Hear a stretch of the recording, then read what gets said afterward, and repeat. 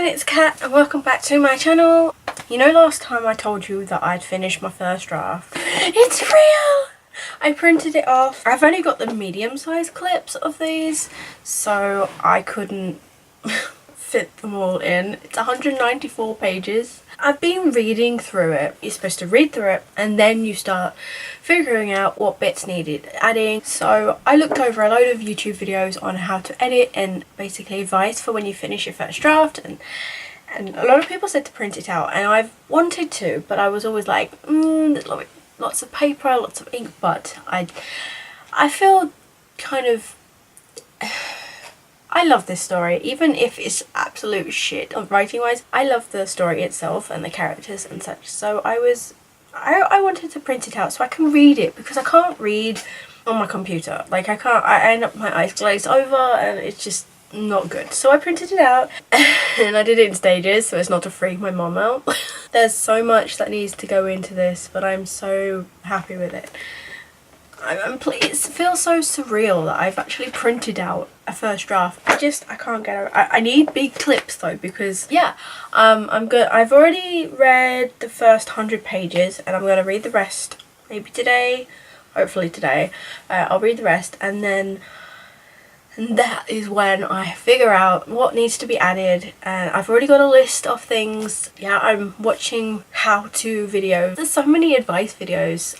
Some of them were actually Catty-tastic's older videos from like 3 or 4 years ago, and they were really helpful. And there's also Ellen Brock, I think she's an editor, and she's got a lot of videos that give advice on certain things when you're writing and what to look out for. So I'm really I'm excited to get on with it, because usually when I write the first draft I tend to just give up. I don't read through it. I not give up as such, but just like put it to one side and then just move on to something else. Can you not? So I tend to write the first draft and then I put it to one side and move on, and I guess like I get intimidated because I know that there's so much work that needs to go in it, and I'm lazy, so I just kind of be like, I can't be bothered, like I don't even know where to start. And it used to be that I would, you know, ask my writer friends to read it and they would come back with notes, and I would be like, oh my god, I can't do this, this is just bad. But no, I if I'm ever to finish anything that I'm proud of, I need to work on it. I need to put more effort, and that's what I'm doing. Even if by the end of it I decide I don't want to publish it, or for whatever reason, at least I would have got it to the state where I'm happy with it, where it's my best work, where I've done everything I possibly can. I was reading it yesterday and I was like, no! Every so often I would come across this description or something and I'm like, oh my god, no, you can't even. The amount of times my main character has done something subconsciously, or the amount of times my character has like said like apparent, because it's first person, so she'd say apparently a lot, and obviously, and it's so very annoying. Obviously there's lots to fix. I'm gonna start edit soon. It's funny because I didn't know how the process works, and I'm new, and I was just like, you know what, I couldn't read it and not fix stuff. But then somebody on a video said, don't do line edits first time, because you do that and then you just takes longer. And so I was like, oh shit, so let's just reprint the first few pages that I'd started to do line editing on. I didn't even know that's what it was called. I just thought it was general editing. Yeah, I'm a newbie. I mean, I know these things, but I don't always take into account when you know. I'm just reading through it. I've noted down what needs to change, and I'm kind of nervous because I don't like because whenever you take out things, it's like my word count goes down, and it's not a very high word count to start with. But I gave myself 5,000 word leeway that I can take out, but it must not go below 50,000, mostly because I will hate myself afterwards.